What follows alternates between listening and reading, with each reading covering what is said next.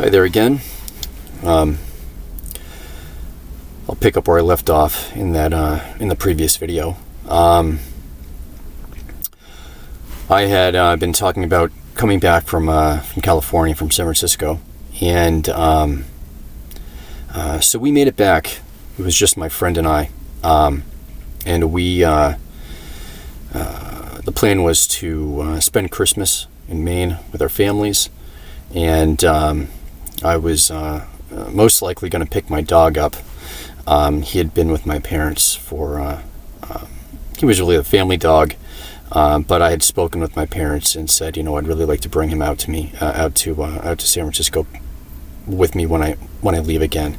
And I wanted to make sure it was okay with them, because it was the family dog, and I would have been okay with them keeping him. It was a discussion. We had an agreement. So that was also part of the plan. When we made it back, it was really close to Christmas time, probably within just a few days of Christmas happening. And that week went by. We had Christmas, and my friend had another friend who had contacted him, saying that he had a job making a lot of money for people our age. We were all about 20, and I ended up because I didn't have much money, and I thought, well, if I can make some money pretty quickly, I will maybe I'll postpone going out for a bit, and because the job was offered to me as well. Anyway, I took that job, and it was winter. It was Christmas time, and this was in 1990. This was just beginning 1999, and shortly after taking that job in the wintertime, my buddy, his name was Greg. I'll just his name so I don't it doesn't get confusing. He had been big into martial arts for a long time, and the karate instructor, it was like a mixed martial arts thing, was back in contact with him and said that he'd like to resume classes. This guy was out of the military. He had been, he was in the Marines, and he was about 26 at the time, and he had been into martial arts his whole life. And anyway, the offer was free lessons as often as we wanted to come. And the reason why he offered us free lessons was because he was afraid he was going to get out of shape. He wanted to continue practicing, and he feared that if he had no students, he'd get lazy and he'd lose it all. And so I went, and there was a very small class. There were, I think, 5 or 6 of us, and I tried it out. And it was a very physical. It was not your typical martial arts class. It was the sessions were 2 hours long, and we'd begin with a 2-mile run at the beginning of class. Anyway, so I started that. I did that first class, and it wiped me out. I was not in very good shape. I had also been suffering from mono the entire time. I left Maine to go out to California while having a really pretty bad bout of mono. I don't recommend it. It's no fun. I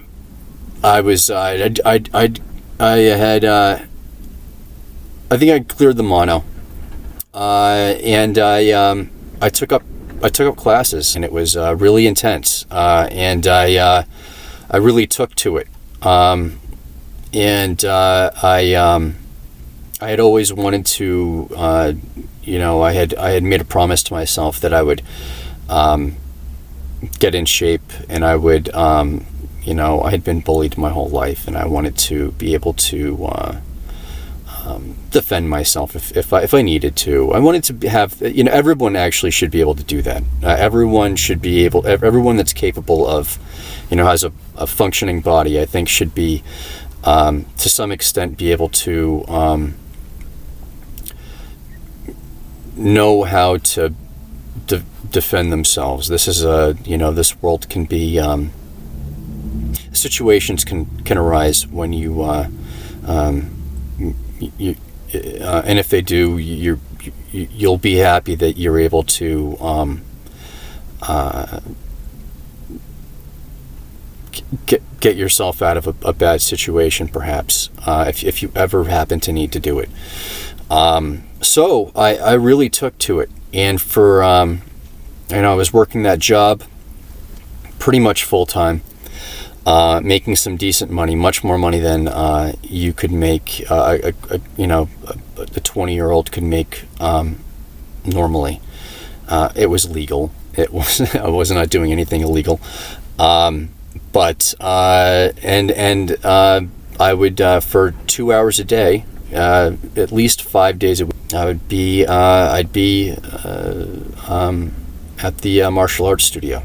And then 2 hours a day in addition to that, at least, I would be at home practicing weight training and things like that. So actually, over the course of that year, I really got into very good shape. I started out in not very good shape at all, kind of pathetic actually, and quickly, at that age, and I had a lot of determination. And I think I had something to prove to I certainly had something to prove to myself. I was very I was not happy with the previous portion of my life, and I really took to it. I was surprised, and I got quite good at it actually. I was devoting my time to that, and I was actually going to start competing there in the winter of the following winter of 1999, going into 2000, the year 2000. Kept that job throughout that year, and I bought my first car, my own first car. I think in the spring or summer, and I paid cash for it. And it was a good car. It offered me a lot of freedom, and things were really looking good. I was, for once, I felt like I could see a real future for myself. I had, regardless of what my parents thought, I had overcome some pretty significant challenges that I had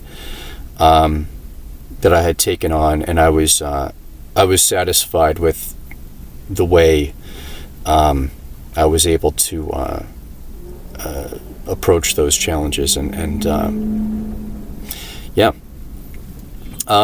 so moving right along here, I'm going to mention something because this is, I fear, it's really actually quite a big part of it's a very big part of my life. Something I wish that I could really keep private. But I haven't kept it entirely private. I have spoken about it to a handful of people over the course of the past, it's been about 26 years now since this happened. My parents certainly know about it. And I fear that my mom especially will probably tell people about this, and I won't be able to defend myself. So I'm just going to talk about it.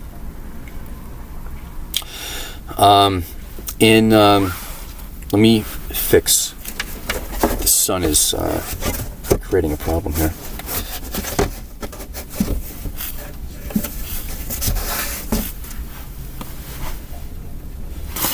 It's a little better. Okay. This is, I don't like talking about this at all.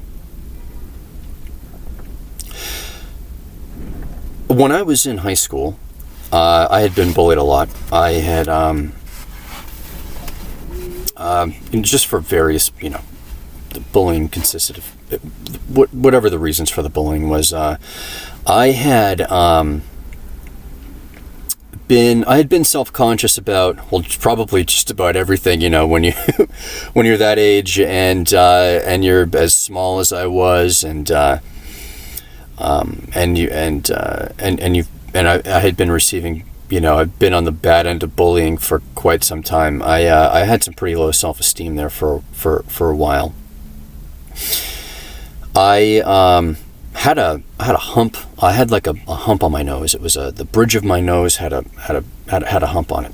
Whether that was due to hereditary reasons, or there was an incident when I was younger. I was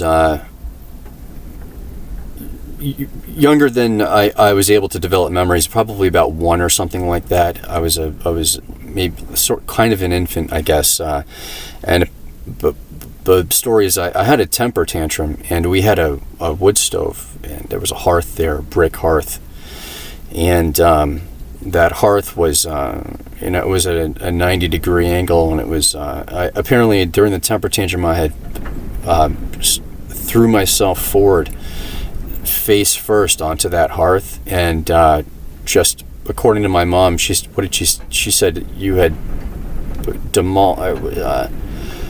destroyed my nose. I had this huge swelling on my nose, and it was just apparently it was just horrible. And I don't know if it came from that, because it was the damage apparently happened right at the bridge of my nose. So I don't know if it was because of that, or if I was destined to have a hump on my nose anyway, or a combination of the two. Either way, I had this hump on my nose, and I had been, in the course of being made fun of, I had, there are no bounds when someone's making fun of you, so they'd made fun of me because of that too. And turns out when I think I was about 16 or so, I was in high school, it was brought to my attention that a friend of the family who went to school with me, she was in my grade, I think she was in my grade, had also had a hump on her nose, and she had it removed via plastic surgery. And I guess the deal was, if I wanted to, I could go and see this plastic surgeon, and if he determined that I had a deviated septum, that insurance would cover them taking the hump off of my nose.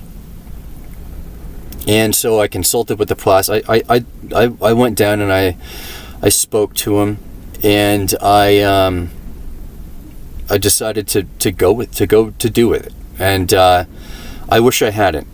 I regretted that. I really did. But I did the surgery, and this guy must have been a real hack. It was everything about it was just, so the plan was he was going to operate on me to get rid of a deviated septum, which he determined that I had. I'm trying to get that sun out of here. It's at a really bad angle right here. That's no better. Let me turn this off, try to get the light better, and I'll be back with you in a moment.